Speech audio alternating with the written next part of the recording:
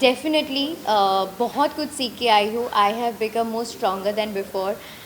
इंसान की परख और बेहतर तरीके से करने लगी हूँ। एंड शायद आगे भी और बेहतर तरीके से समझ पाऊँगी। एंड जो मेरा एक बहुत बड़ा ड्रॉबैक रहता था कि मैं बहुत इमोशनल हूँ, सो शायद मैं कुछ हद तक उस पर वर्क कर पाई। And yeah, I believe that I'm a survivor. I survived being in the house for 120 days, which is not a joke, because it's very difficult to be in that house, without your people, without your loved ones. So definitely I'm a survivor. लोगों ने expect किया आपकी journey घर में रही है और सिर्फ आप ही वो कंटेस्टेंट रही है जिनको घर से बाहर जाके वापस अंदर आने का मौका मिला है, यानी कि आप सारा गेम आपने देख लिया था और उसके बाद आपने एक स्टेटमेंट दिया था कि सौंदर्या को लेकर कि इसके पहले तो मैं नहीं जाने वाली हूँ, हालांकि वो आपसे पहले गई, लेकिन आपको लगता है कहीं पे चूक हो गई क्योंकि आप ही अकेली थी जिनको बाहर जाकर देख कर आने का। नहीं, अर्चना भी वहाँ से अंदर गई थी। अगर आप डिज़र्विंग हैं और लोगों को ऐसा लगता है कि आपको जाने का एक मौका मिलना चाहिए तो आपको जाना चाहिए। और कहीं ना कहीं मैं बाहर इसीलिए भी आई थी ताकि मैं बहुत ज़्यादा क्लाउडेड थी अपने कुछ थॉट्स और इमोशंस को लेकर, जिसमें मुझे क्लैरिटी पाने की ज़रूरत थी।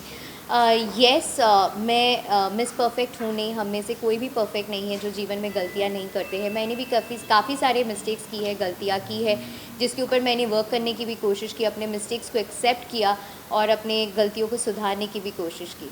क्या फीडबैक मिलता है आपको घर से बाहर आने के बाद? जब आप घर से बाहर आए तो आपको क्या रिस्पॉन्स मिला? Honestly speaking, a lot of positive response, मैं झूठ नहीं बोलूँगी, मतलब a lot of positive response. और सच में लोगों ने प्यार किया है और सच में लोग मुझे टॉप 5 में देखना चाहते थे।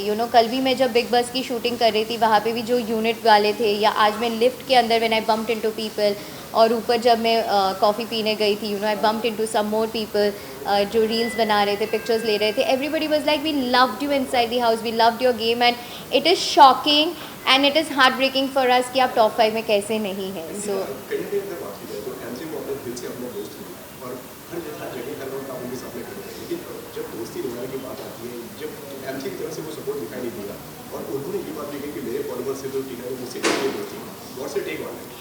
मुझे सच में बहुत बुरा लगा, पता है। मतलब आज भी जब मैं अपने फ्रेंड से बात कर रही थी, तभी भी उन्होंने बोला कि तुझे कैसे कभी समझ में नहीं आया, तुझे कैसे कभी दिखाई नहीं दिया, क्योंकि उन्होंने मेरे मुंह पे कभी नहीं बोला, पीठ पीछे बात किया जो आप लोगों को दिखा।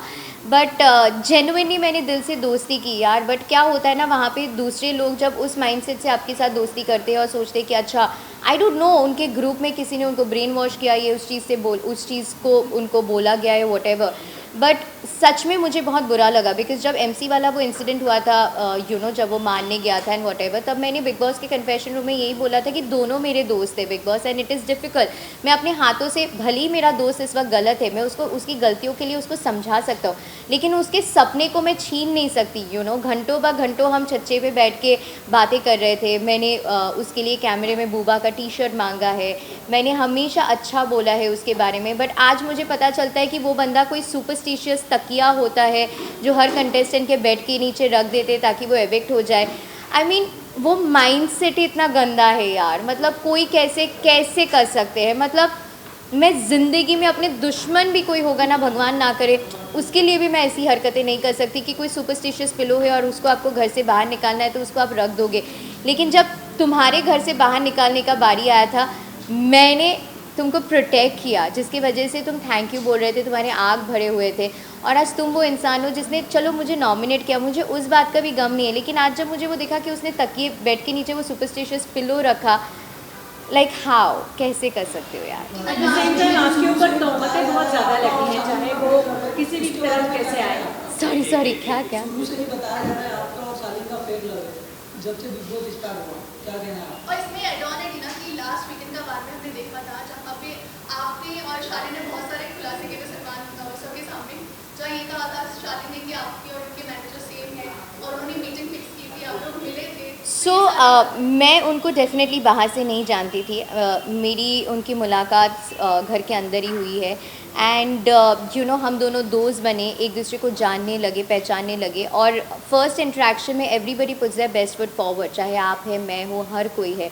जब आप एक इंसान के साथ लंबा समय गुजरते हैं और ज़्यादा वक्त निकालते हैं और बिताते हैं उनके साथ, तो आपको उनके पर्सनालिटीज़, उनके कैरेक्टर के बारे में पता चलता है। और मुझे ये पता चला कि he is a manipulator, and वो बहुत अपने स्टेटमेंट्स को कॉन्ट्राडिक्ट करते हैं। कभी ये बोलेंगे, फिर बोलेंगे नहीं मैंने ऐसे नहीं बोला, और चीज़ों को कवर अप करने की कोशिश करते हैं झूठ बोल के। अगर आप तीसरे बंदे को खड़े कर देंगे तो बोलेंगे मैंने ऐसा नहीं बोला।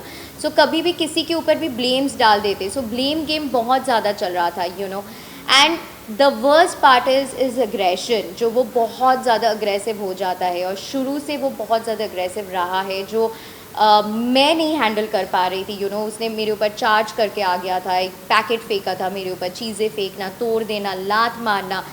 आप एक बार बेनिफिट ऑफ डाउट दे सकते, 2 बार, 3 बार दे सकते, लेकिन वो लूप में नहीं बच सकता है। So when I was sure that he is not the person that I can be with, so definitely I had to take a stand for myself। और अगर लोगों को ये लगता है कि मैं फेक लव कर रही हूँ और ये चीज़ें फेक कर रही हूँ, तो मैं आखिरी तक फेक करती ना गाइज, तो मैं अपना स्टैंड नहीं लेती। जब मुझे पता है कि फ़िनाले 2 हफ्ते या कुछ दिनों की दूरी पे है, तो मैं फेक कंटिन्यू करती रहती, फिर बाहर आके डिसाइड करती मेरी ज़िंदगी है, किसी को क्या पता चलता। लेकिन मुझे वो चीज़ नहीं करना था, मुझे अपने लिए स्टैंड लेना था, because I am a strong independent woman जिसने हमेशा अपनी ओपिनियंस रखा है और जिसने हमेशा अपने सही और गलत के लिए आवाज़ उठाया है। जो मुझे गलत लगता था मैंने बोला ये गलत है, I am not going to tolerate this.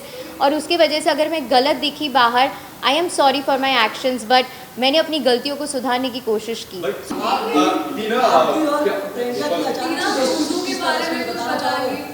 मेरी और प्रियंका की अचानक से दोस्ती नहीं हुई है।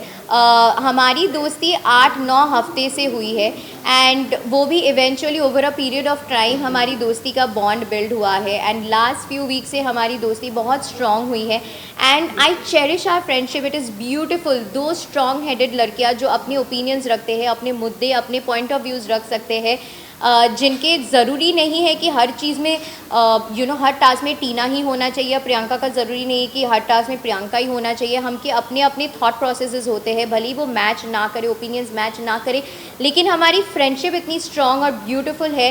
That is something I definitely cherish, and I am so grateful that I have someone like Priyanka, and she is an amazing and a beautiful soul. शुरुआत में आप दोनों तरफा दोस्ती थी, जो लास्ट में एंड होते होते एक तरफा होगी। जो आपको लगता है कि शालीन ने शुरुआत में कैमरास के लिए या फिर जनता के लिए वो दोस्ती आपसे की थी, आपको लगता है कहीं? सी, आप लोगों को सबको दिख रहा है क्या सच्चाई है क्या झूठ है, आप लोगों को दिख रहा है कि कौन एक्टिंग कर रहे हैं, and it is a blessing कि मैं अपना स्टैंड ले पाई। और आप लोगों को भी बहुत सारी चीज़ें देखने को मिला कि कौन बार बार लोगों के पास जाके किसकी बारे में बातें कर रहे हैं ऑन अ लूप, कौन एक्टिंग कर रहे हैं। So I think is a better actor than a person, so yeah I mean बहुत कुछ आप लोगों को देखने को मिला, एंड अभी भी वो घर के अंदर है, सो बहुत कुछ आप लोगों को आगे भी देखने को मिलेगा। लेकिन आपको